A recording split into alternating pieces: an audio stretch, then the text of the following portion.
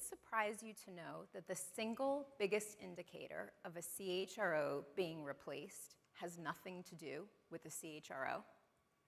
Alongside a very talented team, I spearheaded a longitudinal study over the course of nearly a decade where we looked at what differentiated the CHROs that were rated as the highest performers.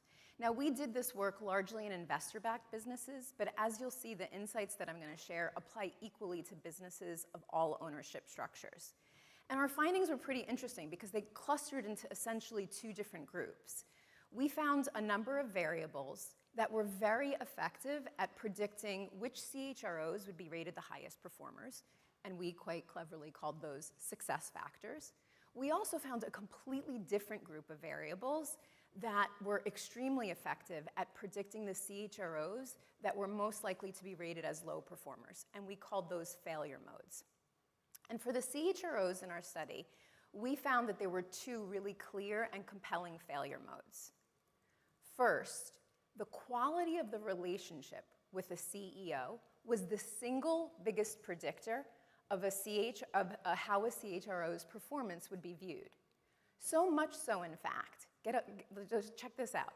So much so, in fact, that a change in the CEO seat led to nearly 7 out of every 10 CHROs being replaced eventually. Now, you may say, well, it's not that unusual. A CEO comes in and likes to tweak their leadership team.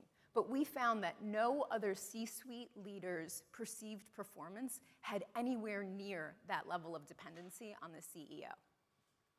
The second failure mode emerged when we saw CHROs who were running HR functions that had administrative noise or inefficiency. Those CHROs were significantly more likely to be rated as low performers and/or exited. So the failure modes are really helpful. I like to talk about these as the hygiene factors or the absolutely necessary, though utterly insufficient, conditions for success. The success factors, on the other hand, are interesting because they give us the real insights around what the CHROs who are really leading the way of the future, what they're doing that's different. But before I go there, I'm getting, as I tend to do, a tiny bit ahead of myself.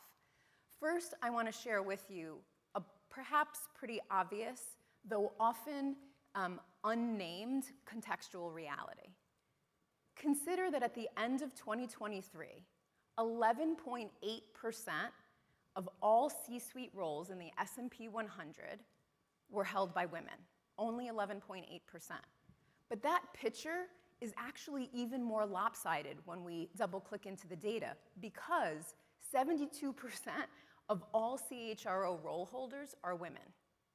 So now go back and think about the failure modes that I just shared with you, where the quality of the relationship with her CEO and her ability to keep her house in order become the non-negotiable prices of admission for her role. Now, in case you were curious, we've done the same research with CEOs, CFOs, COOs, and CTOs. And the CHRO failure modes were the most distinct among that group. So these roles, largely held by women, seem to come with the implicit expectation that she will be managing her household. This is essentially the corporate equivalent of making sure Sally has what she needs for soccer practice, and Jimmy's done his math homework, and everyone goes to bed with enough food in their bellies. This becomes the necessary threshold to be seen as adequate at your job.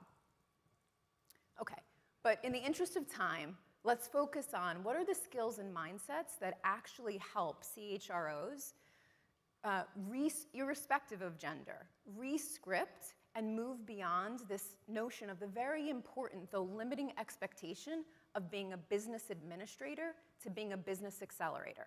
And we found 4 really clear success factors that the CHROs who were doing this, what they did. First, think like an investor.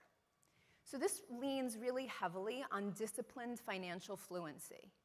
Be very clear on what investors call the value creation plan, which is essentially the strategic roadmap for how your company will drive its financial aspirations. If you know the value that your strategy is meant to drive and for which stakeholders, you can speak with greater specificity, relevance, and impact. 2, lead like a CEO. And this means doubling down on commercial acumen. It's business-wide over-functional thinking. It requires strategic and systems view of the interconnected way in which your business operates to achieve its goals. 3, measure what matters. This is my favorite.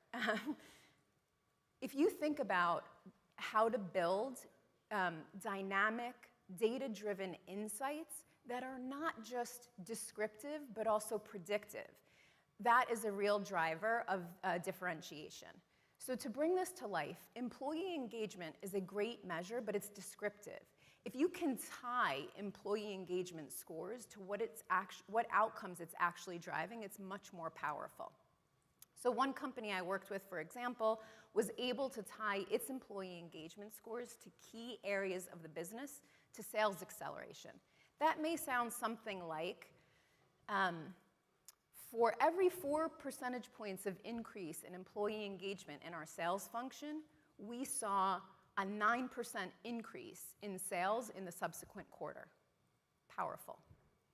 Number 4, and lastly, lead from the front. Our data, which by the way is not unique from any other meta-analysis on CHRO impact that you'll see in this particular regard, showed that the CHROs that were rated at the very highest of the performance group were seen as change leaders. So this is about systems thinking and driving, systems thinking and really becoming a mobilizing and focusing force for organizations around driving cultural and business change.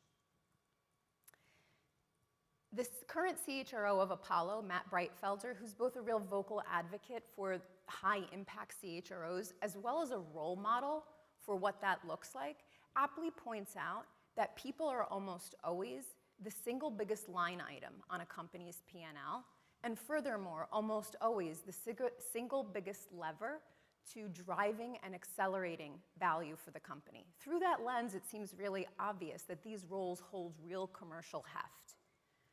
So when you're visiting a foreign country, the more you speak the native language, the richer the set of experiences are that you have access to, the more doors open to you. And what these 4 success factors clearly show is that CHROs who learn the native languages of business are much better able to pick up the pen and rescript and broaden the understanding of their roles. To access that pen and shift the paradigms as well as shape your businesses, think like an investor, lead like a CEO, measure what matters, and lead from the front. Thank you.